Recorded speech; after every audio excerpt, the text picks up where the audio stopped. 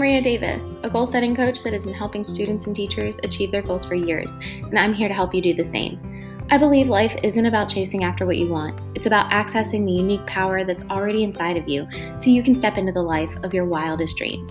If you're looking to do life differently, live a life that's designed just for you, make your dreams a reality, and ditch the hustle, then you're in the right place. My goal for this podcast is to give you tools, resources, and tips to discover who you are at your most authentic level, help you get back in the driver's seat of your life, and send you love and encouragement along the way. Welcome to It's the Audacity for Me.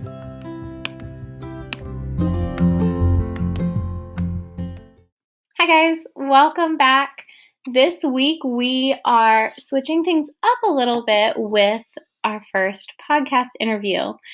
So I have a special guest for you this week. His name is Jeff Blevins. Jeff and I went to college together. We were both studying education, elementary and special education, and Jeff went a different route. He decided to pursue psychology instead. So I really enjoyed speaking with him about some really important habits that can change your life. And we talk about a few stories and examples from his life that show how these two habits are really something that everybody needs. So I am excited to get started. I hope you enjoy. Let's go. All right, welcome back to It's the Audacity for Me. I am your host, Maria Davis, and I am here with a special guest, my friend, Jeff Blevins. Welcome to our podcast, Jeff. Thank you, Ria, for having me. Yeah, I'm super excited for everyone listening. Jeff and I went to college together. We both studied education, but I think that you went a little bit of a different direction, Jeff, didn't you? I did. I went to the psychology side to family and human services. Oh, that's exciting. What does family and human services entail? It studies the science of the family, like the dynamic, and because it's always changing. You know, of course, you have like the core family of a parent and a son or daughter, Mm-hmm. and that's only one part of it. So then it goes into different family systems and how each one relates and how each one has an impact. And then how it branches out to friends and then extended family. And it's just a really cool study. I really like that, especially because I think that a lot of what we do impacts more than just us. I mean, we can set our own goals or do our own thing, but at the end of the day, any of our actions are going to have consequences for someone else. So I love that there's a program that actually looks at that and studies the impacts of different things on different people as it relates to the family unit, especially. So then it goes even further into like family policy and laws and family court. Oh, wow. And it's pretty in depth. You wouldn't think of it when it's just family, but there's whole other levels to it. And that's, I think, like anything, once you really start getting into something, you realize, I'm sure everybody has seen the iceberg model where anything is displayed as an iceberg and there's the little part that you can see at the top and then there's a whole world underneath that unless you really start to study it, you don't really see. So what made you want to go into that field? What made you want to go into psychology and especially family services? Well, this is the nerdy side of me. When I was graduating high school, I was given Dale Carnegie's How to Win Friends and Influence People, and it just floored me being a high school graduate and then getting this book. I read it that entire summer. It was just, I never saw a book like that before. It was like psychology and like the human relationships and stuff like that. How does it work? And it just floored me, and I became hooked on psychology. And that's one of my fascinations as well. I think you and I have had a few conversations about just how in-depth things can go and how with my side more educationally, I see it with kids, what you're seeing on the surface, there's so much more to uncover. You shared a story from that time, from back in high school. Did you want to share that with our listeners? Oh, sure. When I was in middle school, I was shy, deathly shy. I would go throughout the day, be completely silent. If I had this special rule that if no one talked to me first, I wouldn't talk. And there were days I was absolutely silent, and I was just miserable. like this, but I didn't really know the nuances and ways to really communicate. Really, people said I was nice and that and such, but I was always positive, but I was still shy. I kept to myself. That changed when I went to a technical high school by a complete random accident that turned out not to be an accident. In eighth grade, I got my braces off and I had a pack of gum that I didn't really chew yet because I was so used to not chewing because I had braces. I was one of the Right, good you can't chew that. kids. I I remember those wasn't like, days. yeah, I wasn't a daredevil wearing like the dentist said, don't chew gum and you chew gum anyway. I wasn't that kid. Good for I you. was, yeah, I didn't want to prolong this any more than I had to. I can't blame you there. And so then on the morning of my first day in freshman year of high school, I found that pack of Trident spearmint gum. And it was my mom. She saw me with the pack of gum and she said, you might as well take it with you. What the worst thing they can do is make you throw it away. Yeah. And so I did. I went with it. And of course, all like the cliche things happened to me. I didn't really know what I was doing. I was kind of lost, and my locker wouldn't open on the first day of school. Oh no, that's like First the day of high school. cliche of problems Oh, yeah. first day. Our lockers were stacked. And so mine, I'm over 6 foot tall. Mine was on the bottom. So Oh, that made it even more ridiculous for me because wait, the girl that had the top locker, she was about 5 foot. So it was just funny to me. should have just changed that around. They Yeah. could have planned that better. So then I went to the office and was late to homeroom, and our homerooms were our tech area. And so I had to go all the way back upstairs to the main hall, main lobby, and then report that my locker was jammed. I had to carry my backpack with me all morning and Oh pretty no. much all day. So then I went to my homeroom, my tech area, and there's all these girls. It was like 13 girls and just 3 guys, including me. And that was the only time I was ever late to that class in all 4 years. And the girls, they were so nice and so friendly. And they said hi to me. And so they followed my rule that no one knew about. So I said hi to them. Right. And so then I'm sitting there, and the teacher said, let's explore like Photoshop and Illustrator and Adobe, just have fun with it. So I'm sitting there and I'm just still my shy self. And then I remember the pack of gum. And so I pulled it out and I was going to have a piece for myself. And then all two girls sitting next to me, they were like, oh, you have gum? And I was like, yeah. And they're like, can I have a piece? And the other girl, can I have a piece? And one of them stands up and says, hey, everybody, this kid has gum. And so then everyone in the class asked, and I ran out of gum. So then things started happening. So then I took karate for martial arts for years, and my karate teacher would pick me up after school. And our karate school is above 7-Eleven. And so I went and got another pack of gum after school at 7-Eleven. And so then for a couple of weeks, it was kind of a piece of gum. Like, yeah, sure, yeah. And well, then everyone started to find out what I was doing. And in different classes, people started asking me for gum. So then I was like, yeah, sure. And then one person said, well, all you have is spearmint. So then I started, spearmint, peppermint, juicy fruit. And then they're like, okay, all right, you got a flavor. All right. Yeah, you got different flavors. Yeah, variety. So then a couple weeks later, now like October, November, around that time, we were in class and the girls were saying, oh, I'm so hungry. I was like, I got gum. I don't want gum. I want something to eat. And so I went to 7-Eleven. That's when I discovered the power of Starburst. And I didn't really pay much attention to them, but Starburst, I was like, okay, these work. They're individually wrapped. Yeah, I can just hand these out. So then it got to the point I had about 5 or 6 packs of gum and then a couple things of Starburst. And so that was huge. It was growing. And so then by the end of the year, it was normal for me to have 9 packs of gum, Starburst. And I think, yeah, towards the end of the freshman year, I had a case of a small box of taffy, saltwater taffy. So you really expanded. I did in a very small amount of time. Now, from just the first couple of weeks in high school,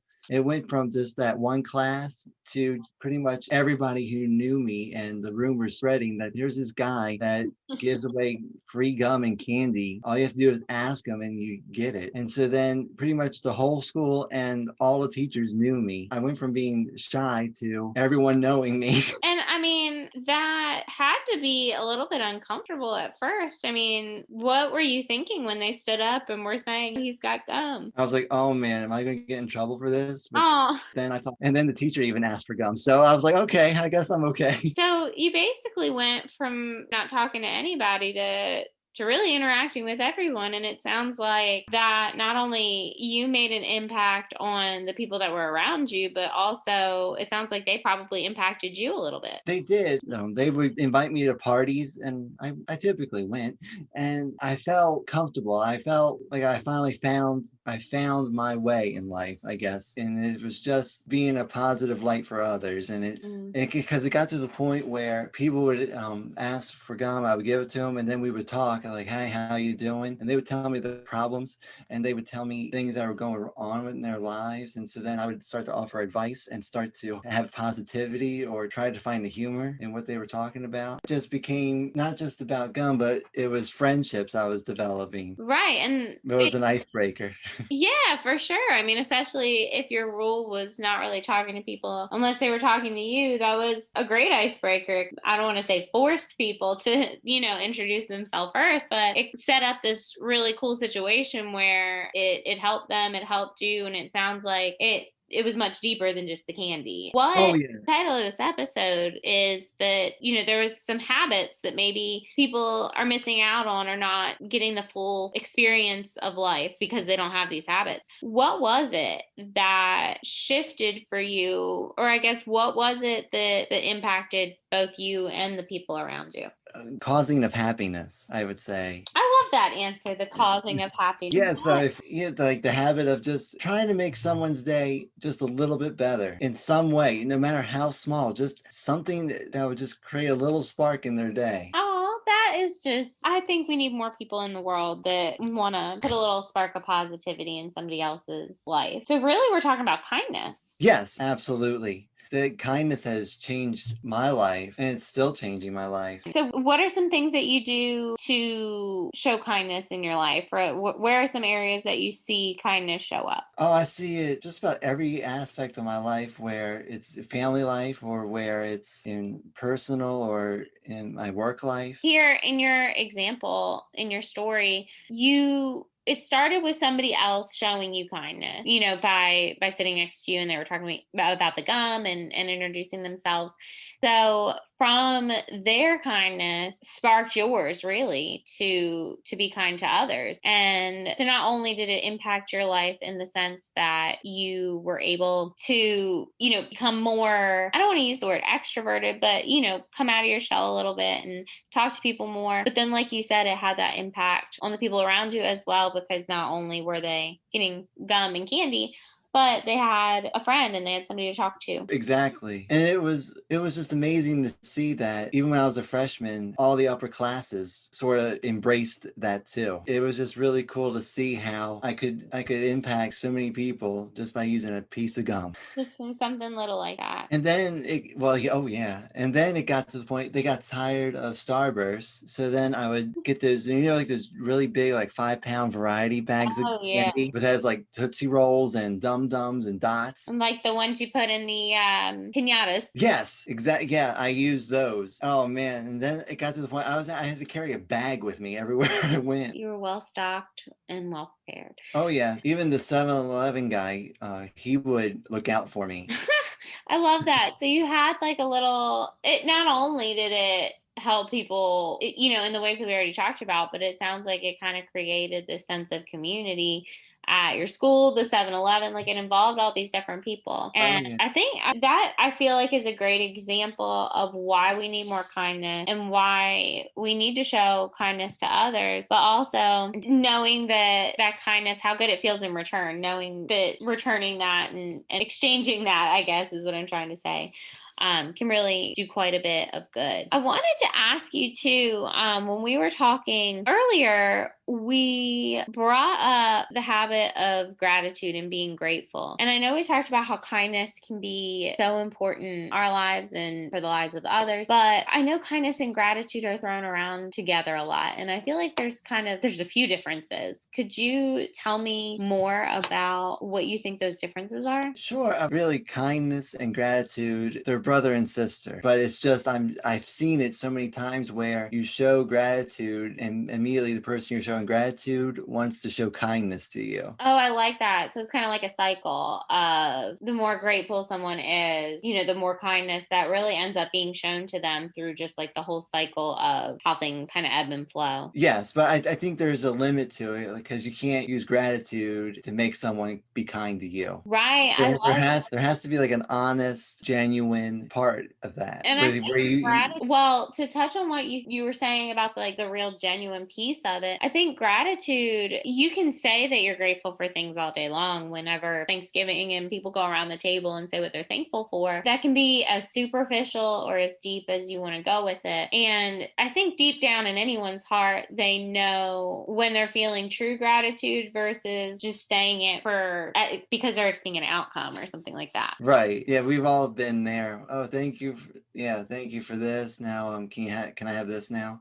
Right. Oh my goodness. Kind of a I do thing. that with my boys all the time. Thank you, mommy, for dinner. Can I have ice cream? Yeah.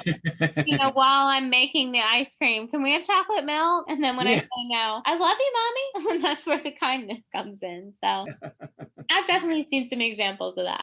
Candyman's story was super inspiring in so many different ways. There were so many levels to it, really. We could have stopped at the girl saying hi to you and the gum, and that would have been a story right there. But that just shows how much deeper kindness and gratitude go and how much deeper just psychology behind things goes, to tie it back into what we were talking about earlier.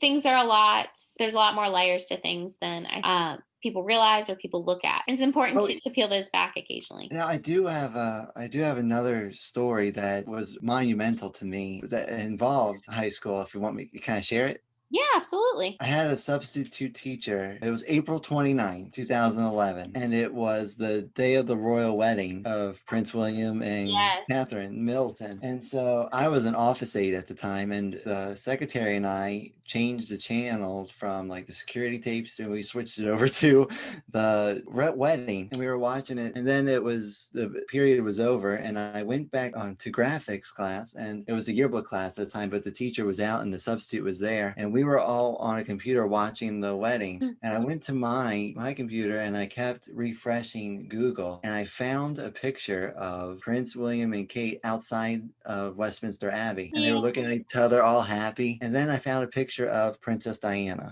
and she has this very happy face and just in awe. And I faded her out and put her behind William, so it looks like she's looking at Kate, Mm-hmm. kind of like a there in spirit. And the substitute teacher loved it so much, and he said, "Can you print this out for me?" I was like, "Sure, yeah." And then he had me sign it and date it. He says, "This is going to go places." I said, "Oh, okay. Well, Oh. thank you." And he said, "Jeff, you really should look into sending that to them." I was like, "What? No, come on." And he's like, "No, you really should send that to them." And so I looked up how to write to them, and I did. I love that. And did you hear back? On June 18th, I was at a graduation party, and I came home, and my parents met me at the door, and they said, "You're not going to believe what came in the mail." I said, what? I was like, "Oh, really?" Then it clicked. I forgot. Oh, they actually sent me something, and it was a letter from Buckingham Palace. Aw. And my dad said, "I almost ripped it up because I thought it was an advertisement. Then I saw it was for you. And then I saw where it came from. I was like, man, I'm glad I didn't rip it up." I said, "Me too." Oh gosh, yeah, that would have been awful. But I could see that just kind of like passing by it, not thinking it was just some spam mail or something. Yeah. That's so funny. I'm glad that you used your photo editing skills for good there. I did, yeah. It was just a gift. I wrote a letter of nice words and congratulations. That's so sweet. I know that I mean, I don't know because I don't know them personally, but I could imagine that something like that would mean the world to a son who didn't have his mom on his wedding day. So Yeah. Oh, I think yeah. That's an excellent example of how we can show kindness, how we're all really connected. I mean, everything, like you said, you were just in class, your teacher told you, suggested to send it. You did, you heard back from someone in England. And I just think that that's really neat that we're all connected in such a way. And really, I think it's kindness that connects us. What do you think? I think so because it was the kindness that brought me out of my shell, and it was the kindness of the substitute teacher, and it was his kindness. I put my kindness to the royal family, and they brought their kindness back to me in a letter. So look So, at that. It's just the thread that runs through all of our lives. oh yeah, and I thought of that because the substitute teacher recently passed away. Oh no. And it brought back a lot of good memories Yeah. because he was so well liked and so kind and warm hearted to everybody that everyone in the school just really liked him and depended on him. And he always had like a tie. He had extra like dress clothes in case student didn't have dress clothes for graduation. He always had on and in things in case they needed something. That's awesome. In Oh fact, yeah, and I forget who said it, but I believe it's true. It's what we do echoes in eternity. that's a good quote. And that's really true. It's really a choice as far as, the legacy that you're gonna leave and how much of it is going to be heard for eternity. Right. And Oh, it was from the movie Gladiator. I'm sorry. okay, well, whatever, gladiator, famous philosopher, either way, Yeah. that really is a good way to say you need kindness and gratitude. What kind of legacy are you leaving? What do you want people to look back and think and to feel and all of that? And wouldn't it be so wonderful to know not only did you spark positivity and spark a smile, and show kindness to someone else with one piece of gum, but I mean, your kindness has spread all the way across the Atlantic. I just think that that's an awesome legacy to leave. Oh, thank you. And I had an experience after high school. It was a few years later, and when people were still doing that truth is, or to Mhm. be honest, on Facebook. Mhm. And I like somebody's, and one person wrote to me, I hope all is well with you, Jeff. And by the way, you were the person I looked up to in high school. And I had no idea that there was a person or some people out there that were looking up to me. And it was a humbling experience that we don't know who's watching us and is trying to follow our footsteps. I think about that all the time is that obviously having kids know that they're watching, but when you interact with people, and I'm sure that you probably have this experience as well, there's people that I remember from elementary school and middle school, and I think about them and how they stood up for me on the playground one day or, whatever. And Right. I'm sure they have no recollection of this. They don't even know my name. But I know this person, like I've stalked them on Facebook. I know where they live now, who they married, all kinds of stuff. But I think that says a lot because if I do that, other people do that too. They look up to people that have no idea that they're being looked up to. And so if that's true, then the opposite's also true. We're being looked up to. We don't need to know who it is to know. Exactly. And there are two virtues I think that are so needed in the world now that if anyone does them, someone's going to be inspired regardless. Oh, absolutely. I think right now, if there was ever a time for it, there's always time for it. But if there were ever a time for it, it would be right now. In the world that we're in today is where kindness and gratitude is definitely needed. And I think it's pretty easy to do, right? I mean, you took one really just quick step that you didn't know was going to lead to all this. You gave somebody some gum. Taking steps towards adding a little bit more kindness, gratitude to your day really isn't a massive undertaking. Oh no, I thank people all the time. So is It that just a habit that you've gotten into? it has been, yes, because gratitude, I think, like I said, it's like the brother and sister of it's like kindness and then gratitude. Hmm. It can go either way because if you show gratitude to someone, you are still being kind, but you're also showing appreciation. Like, hey, you were part of me and at this point in my life, and it really impacted my life. And I know it was a one specific moment in life that you never got back or never will get back, but it changed my life. And thank you for putting that time into me, investing that time into me. I Love that. Goes right back to what you said about it being a cycle. Is the more good that we put in the world, the more good the world's going to be. Oh yeah. Oh yes. And I mean, let's play a game here. Like if you woke up tomorrow morning and you got a text saying that, like read it, like you don't know this, but you've changed my life for the better. I was in a downward spiral, and then you bought me breakfast or whatever it is, the example is, and it just inspired me to do better with my life, and now things are looking for me because of what you did. You were the turning point in my life. I mean, yeah, I think you would be on a natural high all day long. Oh, yes. Oh my gosh, yes. That I think we were so scared to admit that because, like, oh, no one's going to remember that. It wasn't that significant. we kind of People can't. have like they talk it down too much, and people are hungry for gratitude. Yeah, you make a good point. People are hungry for gratitude, like you said. I mean, I think that people want to know that they're appreciated. And let's say that you're showing gratitude towards one specific person.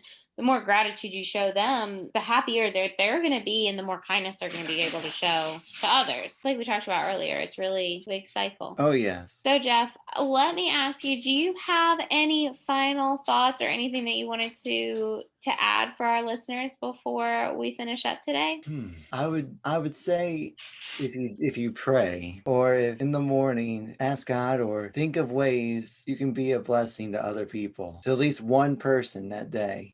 That's not hard at all, to light up somebody's day with a smile or a thank you or a good morning or even a piece of gum. Yeah, or as simple as a dad joke. Oh, I love some dad jokes.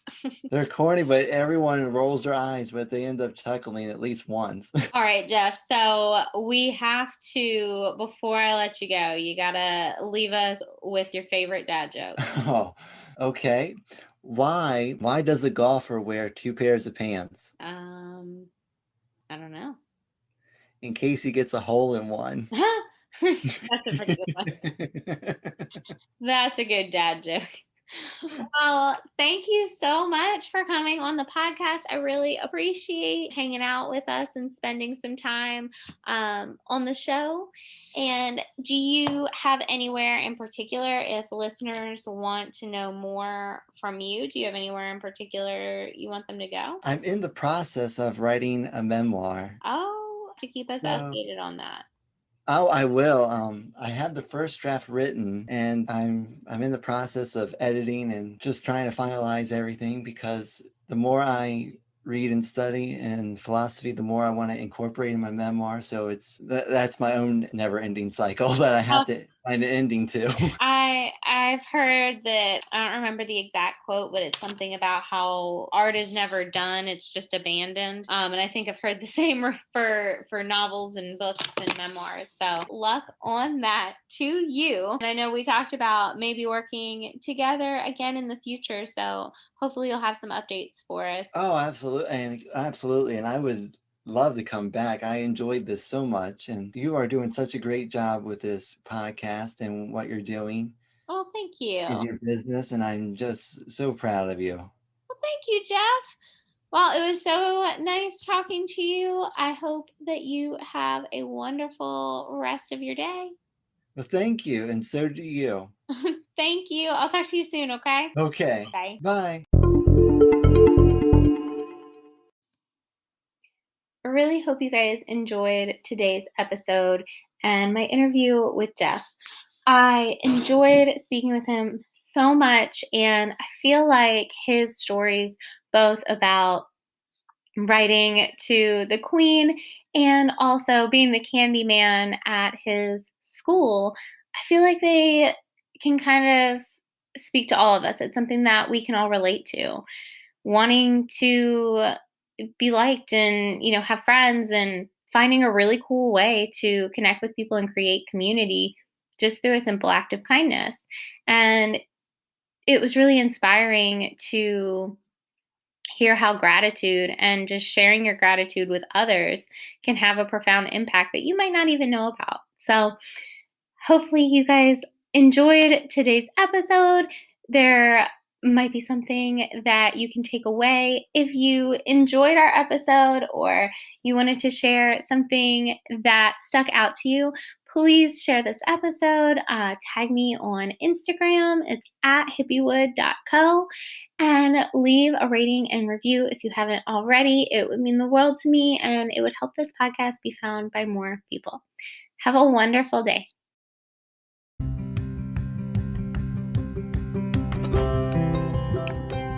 Thank you so much for pressing play today. If today's chat inspired the audacity in you, make sure to subscribe so you never miss an episode. And be sure to leave a rating and review on iTunes to spread the love and help more people find the show. If you aren't already, be sure to follow me on social media so we can connect. Just choose your preferred platform. My links are all down below. Have a beautiful day, friends.